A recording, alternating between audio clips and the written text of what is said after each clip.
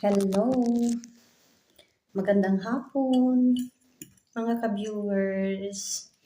Ito, kakain na ako.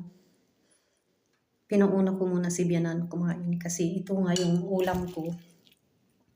May halong yung vegetable at saka yung nilagyan ko ng pritong isda. At saka nilagyan ko ng alamang pa. Yun ang malakas ang amoy niya. Yan. Saka ko na lang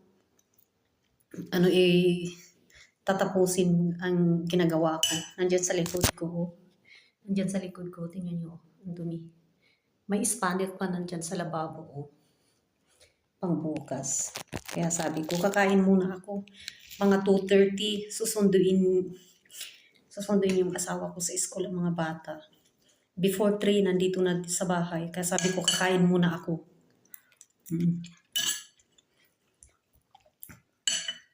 Naku, bilis ng ang bilis ng lumamig. Yan ito na Yan. Ang bilis lumamig ang pagkain ko. Habang salita ako ng salita, ito umano na, bilis lumamig. Kunti lang ang nilagay ko na kanin kasi gusto ko papakin din ito. Gulay.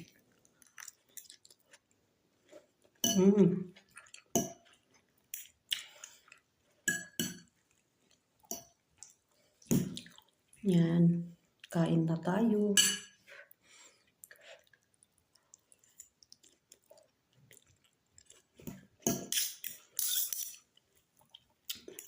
Sarap talaga ng ulam ka ng gulay tapos lagyan mo ng pritong isda. Yan Pero sila ayaw nila Yan. Yan, maraming salamat sa panonood mga ka-viewers. Hello, magandang hapon mga ka-viewers. Ito, kakain na ako. Pinauna ko muna si Bianan kumain kasi ito nga yung ulam ko.